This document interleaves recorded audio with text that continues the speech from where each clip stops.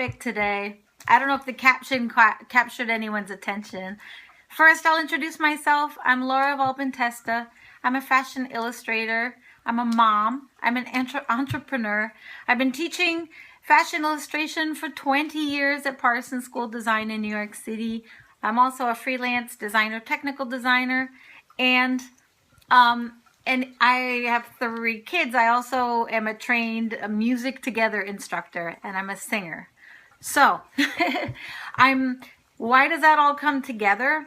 I'm a homeschooling and / unschooling mom. And feel free at any time to give me a thumbs up or a 1 and say hello if you're new so I can welcome you. 2, feel free to ask any questions along the way. I'm fired up to talk about this topic for many reasons. Hello, Pizza? Is that your name? Maybe you can let me know your name. David. Hi, David. Welcome. Thanks for stopping in. This relates to arts. I don't know if it relates more to arts or to learning. But my stepfather is 80 years old, and he's a composer. He taught musical composition for 30 years at Long Island University. And we had an interesting little talk the other day. I actually ended up videotaping like a little interview with him. Lately, he's been taking on some piano students, and he's so wise, you know. He's 80. He's amazing, and he's a very peaceful, creative person with a lot of light around him. And so I really enjoyed having this conversation. He brought up the most interesting topic, and it really resonated with me, about witnessing when we were students. So I teach fashion illustration and I teach art online and on campus, but I've noticed since I left the university, when I'm in a university course, all of my students are required to do the work every week, show up. I don't like grading and I don't like policing, but I love watching them progress.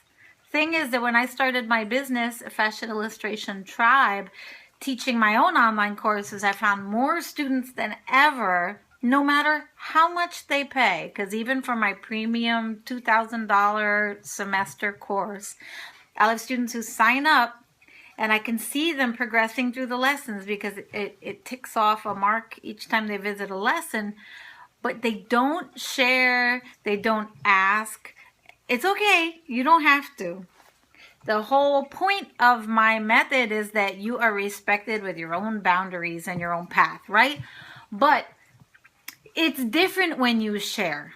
So in the university, when students have to share, and believe me, many of them are very reluctant, and many of the classes I've taught at Parsons, I've taught advanced portfolio classes, and I've taught beginner, I've even taught design classes to marketing students who never planned on taking a design class in their life.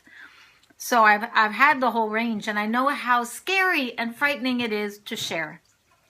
But when we start to share, and this is what my stepfather was talking about yesterday, and I was excited because I always talk about this too. There is so much magic when we start to share. There is so much magic in relationship. Maybe social media has caused not sharing. That's a really interesting thought. But at the same time, social media also allows introverts and shy people to share in a new way as well. Like, I feel like it could go either way. So I think that someone who doesn't want to share, the best thing we can do is foster an encouraging place where, and remind them why it can be powerful to share. Now there's 2 ways. I'm going to talk about sharing within a classroom, but I'm going to share first, and later I'll link back to this video once I get permission from my stepfather. His name is Howard Rovricks. He's a composer, pianist, organist. What he said was, you can learn piano on your own with a book, you know, or our YouTube videos or whatever. Same thing with my courses. You can go on YouTube and just learn from anyone in any order. But when you take on a witness, when your teacher becomes a witness or your peer group becomes witnesses, something else happens.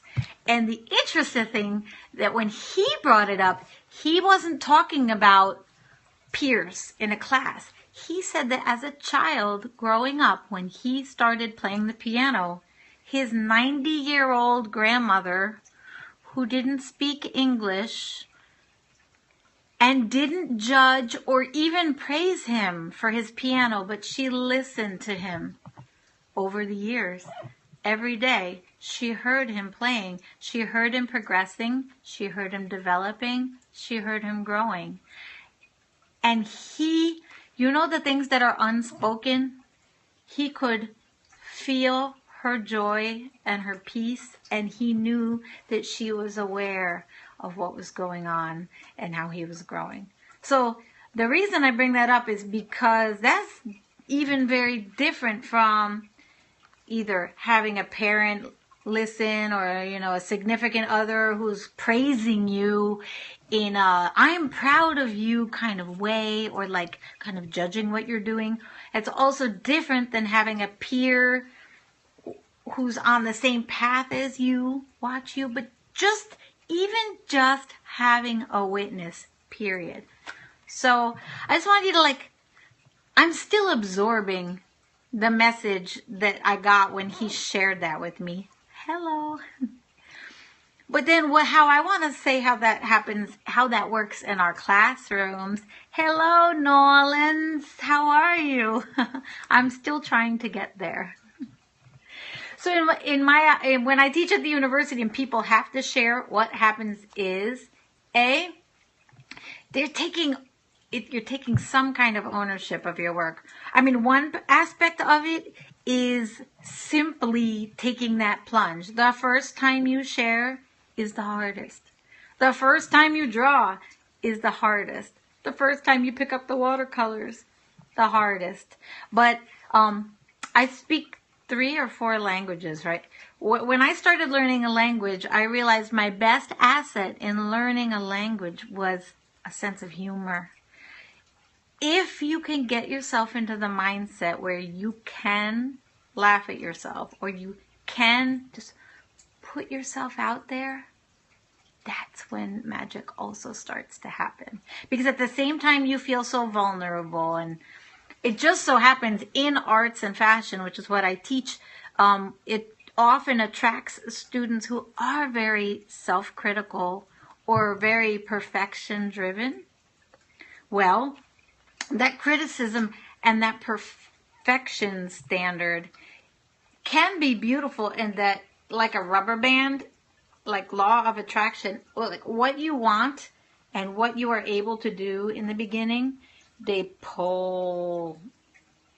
If you use your perfectionism or your self-criticism in a positive way, it will pull you towards where you want to go. Every time you approach the drawing board and you're not thrilled with what you've done, it's still pulling you towards where you want to go. It's also that every time you approach your work, that's when you develop questions.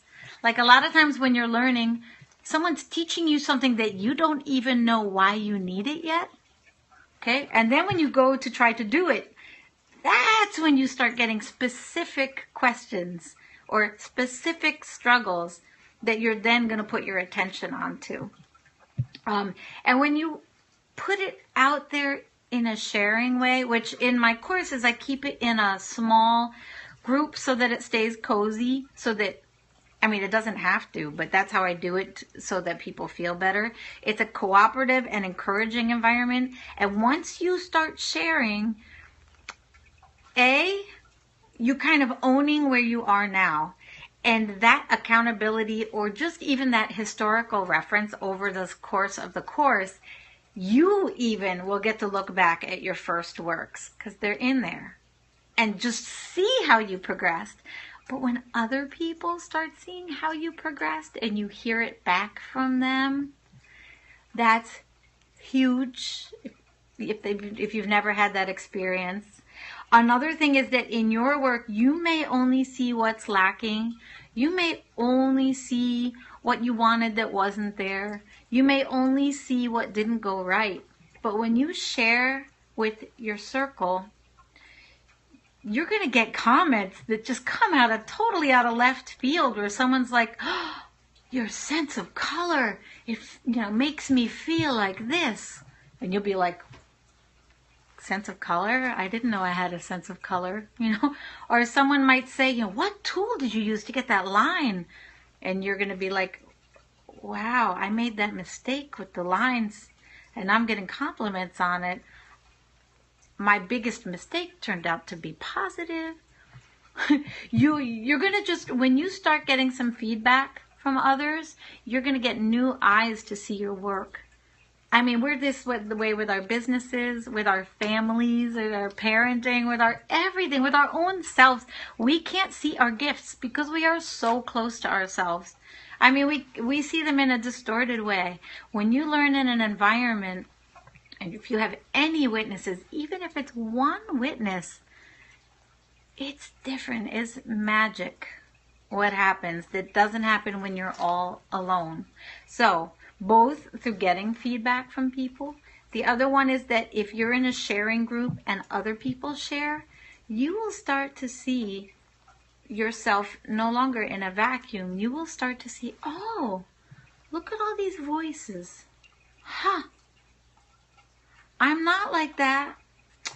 I'd like to be a little more like her, but my values are here. Like, they're going to reflect back to you exactly who you are that you didn't realize, because you only saw yourself in reference to yourself.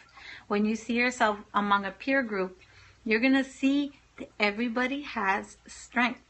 And if you could see everyone else's strengths, then you could become more and more convinced that you must have strengths too. Because I almost guarantee you that your strengths are the ones that you're not going to see, and you're really going to see other people's. You're also going to notice that people who aren't so strong in one aspect of their work often are very strong in another aspect. And why? Because we have natural gifts and talents. Also because we all come to art or fashion or learning, music, math, science, it could even go that way. We come to a subject with a curiosity, with a love. That's why I believe so much in homeschooling and unschooling. I believe so much in self-directed learning that's guided by the desire, curiosity of the learner, where learning is happening really as play, as an adventure of discovery. And the hard work that's happening is so fueled by love. I grew up, in school, never complained about school, never even questioned it. But I was always doing everything that everyone asked me to do. And when the bell rang, I'd go to another class and do something else that everyone asked me to do. And then I'd go home and do everything that everyone told me to do. And it wasn't until much later in life that I started asking myself, what do I want to do? What do I feel? Who am I? I never, so much of that I never got to figure out in school. And also because sharing and group learning in school, for me, in my experience, was always competitive. They sort you by age, and then you're all vying for like the same spots.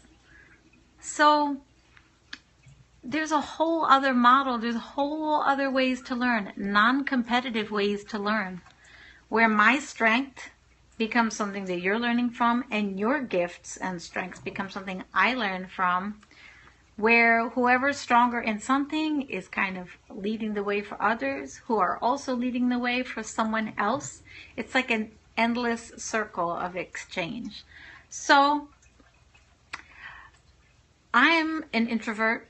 I'm a quiet person. I like to make discoveries. I'm someone who recharges when I'm alone. But when I'm ready, when I'm focused, when I'm fueled, when I'm in that place, there's nothing I love more than to go out, to share, to collaborate, especially with live music. Singing, honestly, as much as an introvert as I am, I don't want to sing alone. I want to sing in a room full of people and communicate and exchange. So being in a circle is powerful in learning. And that's what I really wanted to say today. Now, in Howard Rovick's, in his interview, which I'll probably put up on my blog soon or in my Facebook group. My blog is Fashion Illustration Tribe, or one word, .com. Even if you have one uninvested, non-critical witness, just kind of a presence of love, you know, even that is powerful. When you have a peer group and a teacher who sees your progress, who can see what you've done and actually see the steps you made that you may not recognize, and also point you in the direction where you want to go.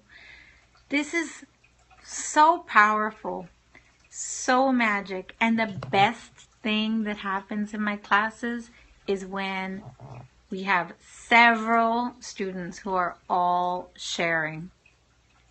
It happens in my Craftsy classes on craftsy.com. It happens on my fashion illustration class. It happens in my Parsons classes. Okay, when you get a collective group bearing fruits. I mean, it's like a birthday or Christmas or something. It's like these gifts come up every week. Color, texture. What is fashion? Color, texture, it's people, it's line, it's form, it's shape, it's illustration. It's beautiful. And one thing I always said after I graduated from college, I realized in college I learned fashion illustration very deeply, model drawing, and design, actual, you know, how to make a pattern, how to sew, how to drape. I realized that on some level, the deeper you go into anything in life, teaches you that much about all things. And that can be, and it doesn't have to be some kind of a resume thing. It doesn't have to be a job experience. Maybe something like motherhood that no one wants to see on your resume.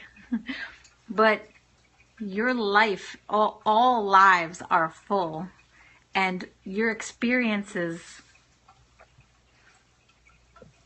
the deeper you go in your life, that's just, you learn about the nature of things. So what I love in a class is that we share our experiences.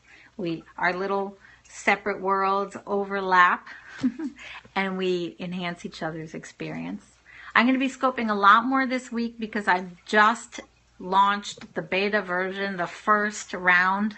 I have a big promotional price for my faces course. So it's a drawing course where we discuss everything about how to draw, but how to draw faces, including the whole head, all the different features, and like the hair.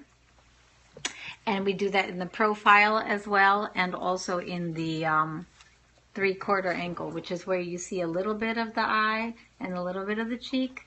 That's a really difficult angle. That's actually in the 3rd week. It's a 4-week class, and every week is an hour of videos, but they're chopped up into little video lessons, or I take you step by step through those. You could take that class and do it just on paper, but it's actually designed as an iPad or tablet class because I also teach you, maybe I got too ambitious, but this is how I am. I also teach you apps. So we use at least 3, so far 3, actually 4, because there's a bonus about watermarking your work. 4 different apps that are for Android or iPhone or iPad that you can use to draw, so that all your art supplies, like for my big online semester, the art supply kit is like $150.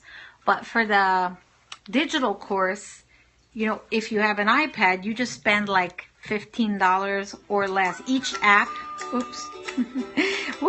each app is like $5 if you get the bells and whistles. And this is the kind of things that, that we do in there. Like, this is an illustration that I did on one of the apps. This is with Adobe Illustrator Draw app. I did it this morning. So it's a face at the 3/4 angle. But each app that I'm going to show you has different qualities. Hi, Crunchy Dancing. I wonder if that's Kalina. Each app, let me know if it is. Each one of these apps has like different characteristics and different ways. One other thing about learning arts is that I always find every medium you use, whether it's collage, watercolor, oil pastel, mechanical pencil, magic marker, design marker, clay, every single medium you use will bring out a different side of you, will bring out a different part of you. And so where you may have been stuck doing something in pencil, imagine that you can't draw a figure. It is! Hello, Mama Entrepreneur. What are you doing today? Share with the group. Let's say you can't draw bodies, and then you pick up a piece of clay and try to make a body, and suddenly you've busted through a block. Next time you go to draw, you're going to remember you were able to do it in clay. It's going to be a different experience. So using the digital apps is just one more way to keep filtering your what you see and what you create through a different media. So I'm really excited about that course. Oh, that's awesome. I forgot that you were in New Hampshire. Follow, oh, I forgot your name. Can you put up an emoji so we can see your name? I hope you will scope sometime soon. She's a very, very, very